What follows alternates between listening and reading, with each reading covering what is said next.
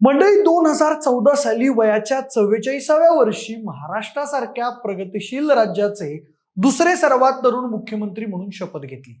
फक्त शपथच घेतली नाही तर 2014 ते 2019 या पंचवार्षिक टर्मला मुख्यमंत्रीपद सांभाळलं. 2019च्या विधानसभा निवडणुकीच्या प्रचारात मी पुन्हा येईन म्हणून प्रचारात आघाडी घेतली. 2019च्या विधानसभा निवडणुकांचा निकाल लागला आणि युतीला पुन्हा एकदा लोकांनी पसंती दिली. भाजपाच्या 105 जागा निवडून आल्या तर मित्रपक्ष असलेल्या शिवसेनेच्या 56 जागा निवडून आल्या.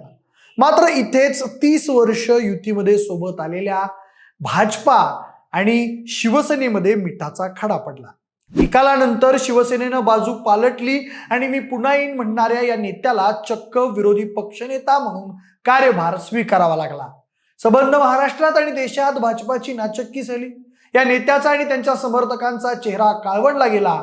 माणसं हसायला लागली. या नेत्याचं राजकारण संपलं. पण त्या नेत्यानं एका मुलाखतीत म्हटलं होतं, राजकीय जीवनात अनेक लोक तुमच्या पाठीत खंजीर खुपसण्यासाठी तयार असतात, पण त्यावेळी तुम्हाला काहीही करून राजकारणात जिवंत राहणं गरजेचं असतं. आणि आता 2024च्या विधानसभा निवडणुकीनंतर स्वतःचं वाक्य खरं करत तो नेता खरंच पुन्हा आलाय. आज तो नेता मुख्यमंत्री पदाची शपथ घेऊन पुन्हा एकदा महाराष्ट्राचा कारभार हाती घेईल. आता हे मी कोणाबद्दल बोलतोय हे तुम्ही ओळखलंच असेल. होय, देवेंद्र गंगाधरराव फडणवीस. गेलेली सत्ता पुन्हा हिसकावून फडणवीस मुख्यमंत्रीपदी पुन्हा विराजमान होत आहेत. पण मागची 6 वर्ष फडणवीसांनी नेमक्या कोणत्या खेळा करून आजचा दिवस आणलाय? स्वतःच्या पक्षात विरोधक असताना पक्ष नेतृत्वाला कशी आपली दखल घ्यायला भाग पाडलाय, सविस्तर जाणून घेऊयात. नमस्कार, मी प्रथमेश आणि तुम्ही पाहताय विषयच भारी. म्हणजे 2014 आधी देवेंद्र फडणवीस यांना नाव फार कोणाला माहिती नव्हतं. ना माध्यमात त्यांची जास्त दखल घेतली जात होती. भाजपची सत्ता आलीच तर गोपीनाथ मुंडे महाराष्ट्राचे मुख्यमंत्री होतील अशी परिस्थिती असताना 2014च्या विधानसभा निवडणुकीनंतर अचानक देवेंद्र फडणवीस प्रकाश झोतात आले. ते महाराष्ट्राचे 18वे मुख्यमंत्री म्हणून. त्यावेळी देवेंद्र फडणवीस यांनी शपथ घेतली आणि 2019 पर्यंत सलग 5 वर्ष ते महाराष्ट्राचे मुख्यमंत्री राहिले. सलग 5 वर्षांची टर्म पूर्ण करणारे ते महाराष्ट्राचे पहिलेच मुख्यमंत्री ठरले. या काळात त्यांना असंख्य आव्हानांना सामोरं जावं लागलं.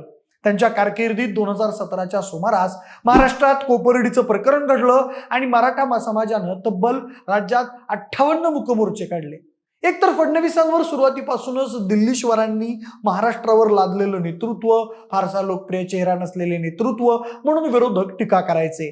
कारण तोपर्यंत महाराष्ट्रात गोपीनाथ मुंडे हा एकमेव चेहरा भाजपाचा लोकप्रिय चेहरा मानला जात होता. मात्र 2014च्या लोकसभा निवडणुकीनंतर गोपीनाथ मुंडेंच्या अकाली अपघाती निधनामुळे महाराष्ट्रातील भाजपाला नवीन नेतृत्व देण्याशिवाय पर्याय नव्हता आणि दिल्लीतील केंद्रीय नेतृत्वानं देवेंद्र फडणवीस यांचं नाव पुढे आणलं. महाराष्ट्रासारख्या बहुजनवादी राजकारणाची संस्कृती आणि परंपरा जडलेल्या राज्यात देवेंद्र फडणवीस यांचे उच्चवर्णीय असणे अनेकांना रुचणारे नव्हते. तसेच जात या फॅक्टरमुळे देवेंद्र फडणवीस हे विरोधकांचे सॉफ्ट टार्गेट सुद्धा ठरले होते. मात्र त्यातूनही देवेंद्र फडणवीस यांनी शितापीनं मार्ग काढत आपल्या मुत्सद्दी राजकारणाची चुणूक दाखवत विरोधकांना सातत्यानं चारी मुंड्यात चित केलं.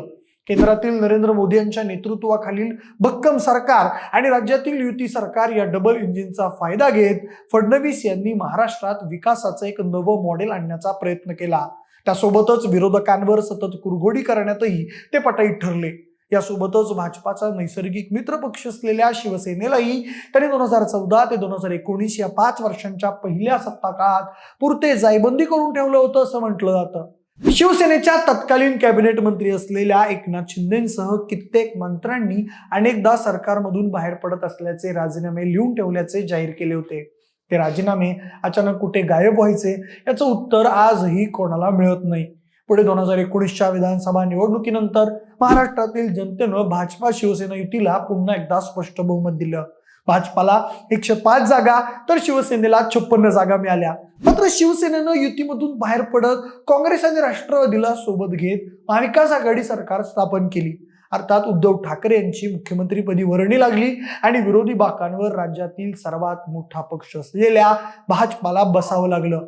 यामध्ये सर्वाधिक डॅमेज कोण झालं असेल तर स्वतः देवेंद्र फडणवीस. त्यांच्या चेहऱ्यावरील दुःखाचे भावच बऱ्याच गोष्टी सांगून जात होते. विरोधक त्यांना सतत डिवचत होते. मात्र अशी विपरीत परिस्थिती असतानाही फडणवीस यांनी किल्ला लढवला. 2.5 वर्षांनंतर उद्धव ठाकरे यांच्या नेतृत्वाखालील शिवसेनेत फूट पडली. महाविकास आघाडी सरकार कोसळलं.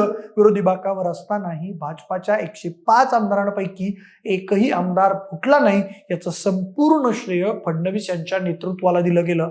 दरम्यानच्या काळात देवेंद्र फडणवीस यांची एक लोकप्रिय नेता म्हणून महाराष्ट्राला ओळख होऊ लागली.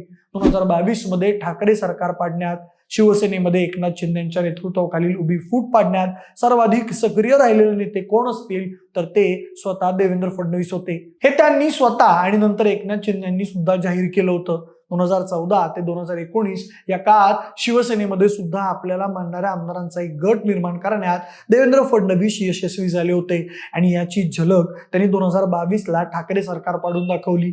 पुढे भविष्यात एकनाथ शिंदेंना चेक बॅलन्स करता यावं म्हणून त्यांनी मूळ राष्ट्रवादी पक्ष फोडून आलेल्या अजितदादांनाही सोबत घेतल्याचं बोललं जातं.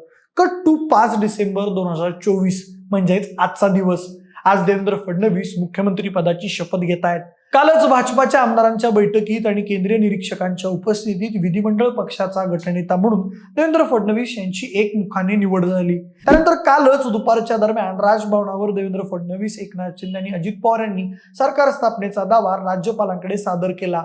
असो, मंडळी 2014 ते 2024 या दरम्यान मुख्यमंत्री, विरोधी पक्षनेता, उपमुख्यमंत्री आणि आता परत मुख्यमंत्री हा प्रवास देवेंद्र फडणवीस यांच्यासाठी आव्हानात्मक आणि खास खळग्यांनी बहिरलेला राहिला आहे.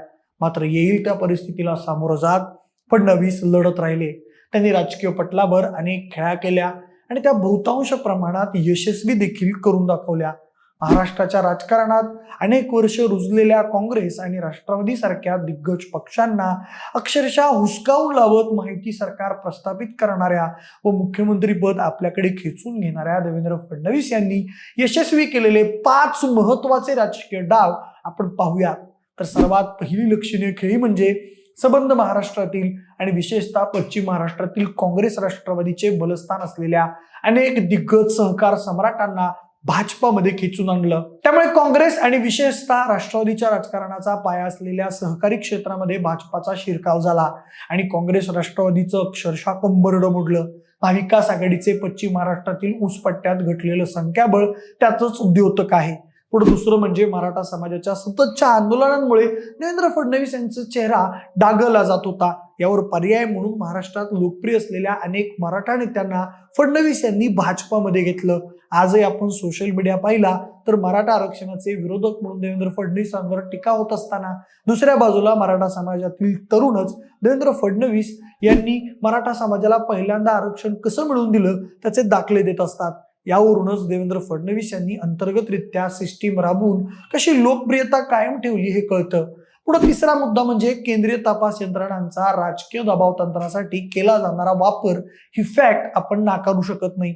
म्हणजे राजकारण म्हणजे बुद्धिबळाचा पट आहे. तिथं शह काटशह, डाव प्रतिडाव याला पर्याय नाही. शत्रू पक्षाला किंवा विरोधकांना नामोहरण करण्यासाठी चाली खेळाव्या लागतात.